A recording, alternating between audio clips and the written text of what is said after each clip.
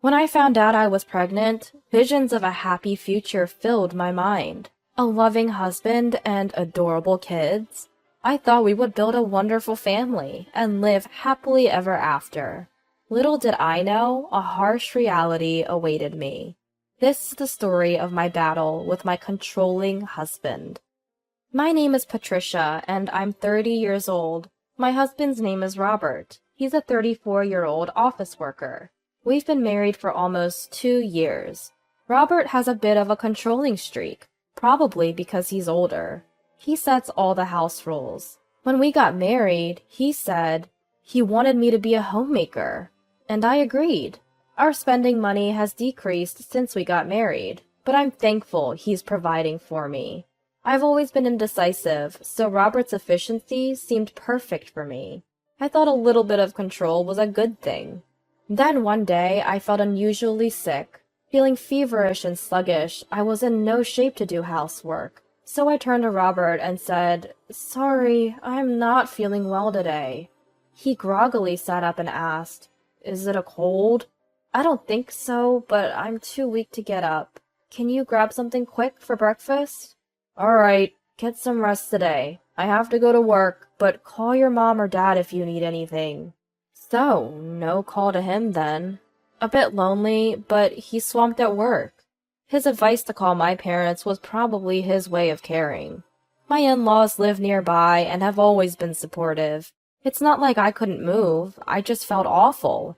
So I decided to take the day off, but my symptoms didn't go away. Normally a day in bed would fix me up, but I wasn't getting better. Even Robert started to worry.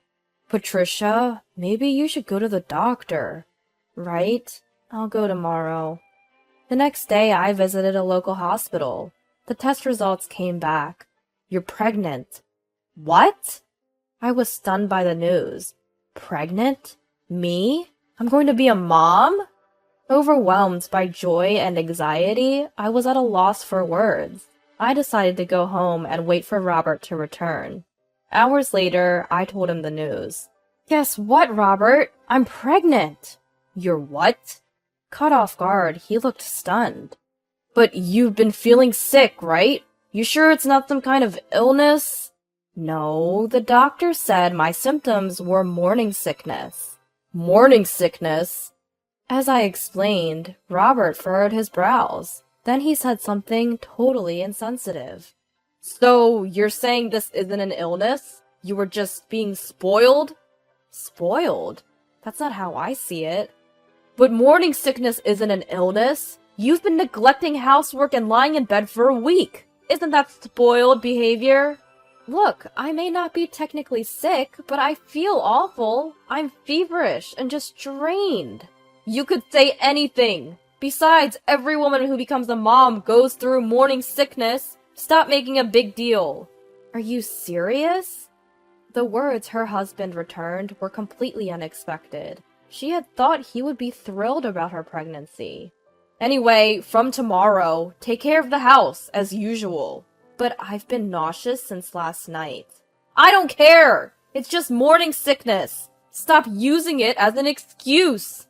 No matter what I said, my husband wasn't listening and instead berated me. Morning sickness isn't a disease, I knew. But carrying a new life is a burden not to be taken lightly. Most men might not understand the difficulty of pregnancy, but the harsh words from my husband were almost unbearable. I tried my best to manage the housework the next day, but my body was sluggish and nausea hit me even when I was doing nothing. Cooking meals was the hardest part. The smell of rice cooking was unbearable. I can't take it anymore.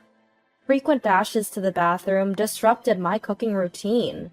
Consequently, the quality and efficiency of my meals suffered. No matter how much I tried to explain, my husband wouldn't listen.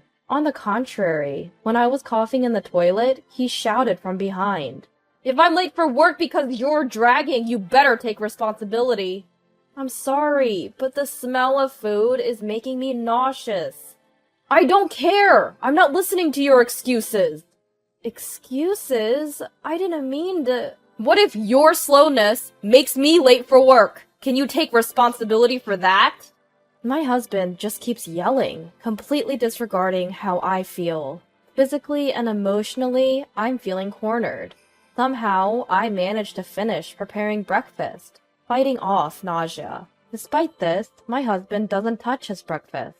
Great! Now there's no time for breakfast because you were so slow! Get it together! With that, he slams the door behind him. Why is this happening? I haven't done anything wrong. Why do I have to be treated so horribly when I'm just trying to nurture our child inside me?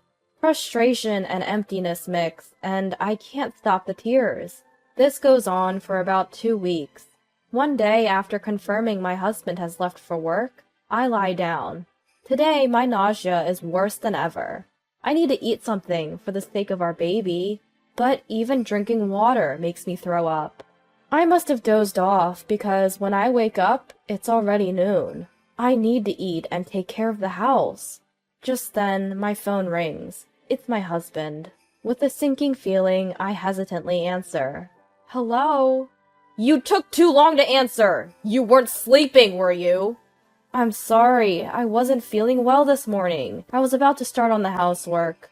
He abruptly hangs up. Then a text from him arrives. Almost yelled at work, so I hung up. Patricia, are you mocking me? I feel a bottomless fear reading his furious words. My hands tremble as I hold the phone. Please don't be mad. I'll do better. I'm done with you. The texts stop. What should I do? I need to reply, but apologizing will only make him angrier. So what can I do? Before I can decide, another text from him arrives. The moment I read it, I drop my phone in shock. If you can't even handle housework, abort the child. Abort our child? Everything goes dark. My emotions are a mess. My breathing is erratic, my heart pounding. We were blessed with 2 children. I thought we'd be happy as a family. But my husband doesn't even try to understand my condition. He even denies me and our unborn child. I can't let this go. I can't stay silent after being told something like this. I pick up my phone from the floor and text him. Understood. I pack my bags, explain the situation to my parents, and ask them to pick me up. After I leave, multiple texts from my husband arrive.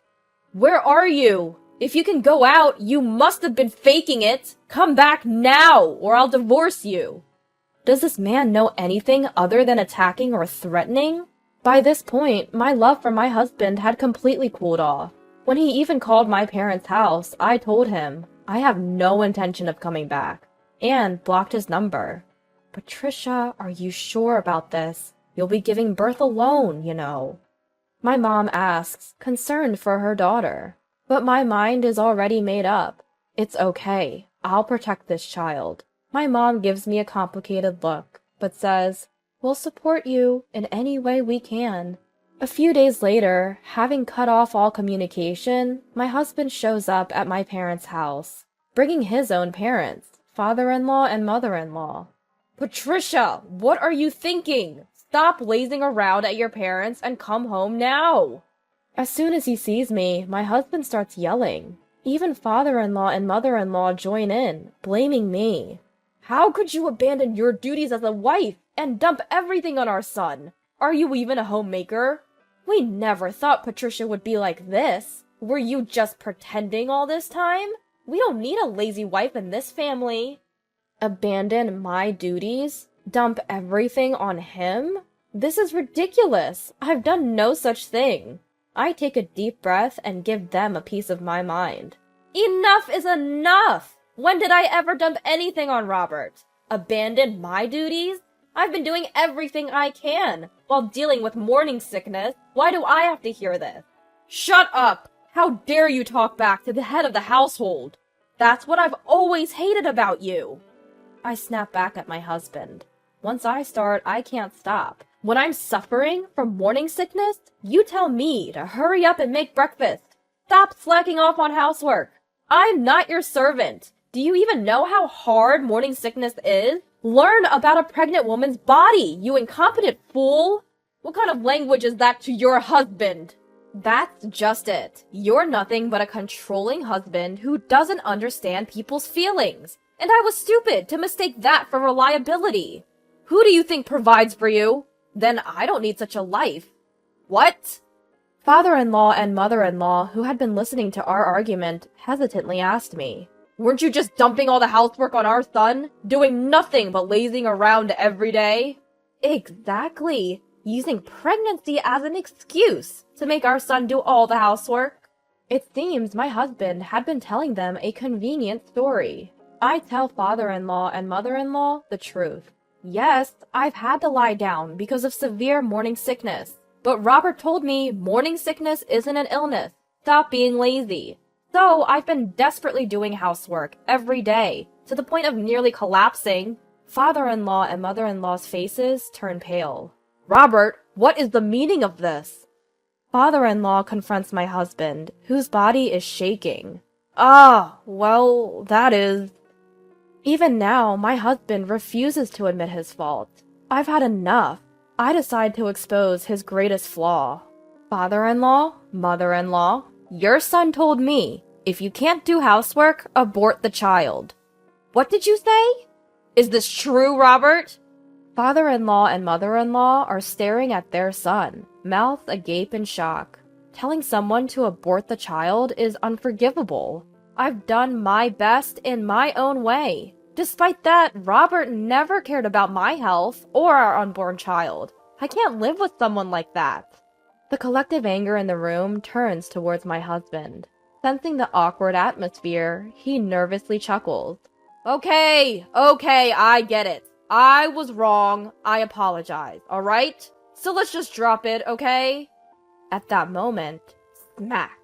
Mother-in-law slaps my husband. What the hell was that for? My husband looks at mother-in-law in surprise. Enough is enough! Do you even realize what a miracle it is to have a child? You berated Patricia while she was suffering from morning sickness, forced her to do housework, and even lied to us. How much more do you need to vilify her?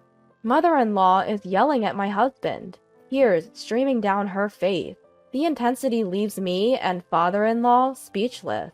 Then mother-in-law turns to me to apologize. Patricia, I am so sorry. I believed that foolish son of mine and hurt you. You must have had a hard time dealing with morning sickness. I know an apology isn't enough, but I'm truly sorry.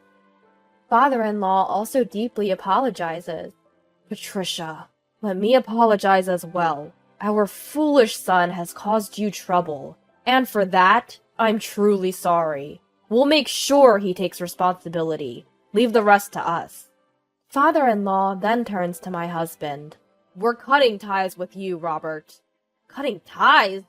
Yes. A son who can tell his wife to abort the child is not part of our family. Agree to Patricia's divorce.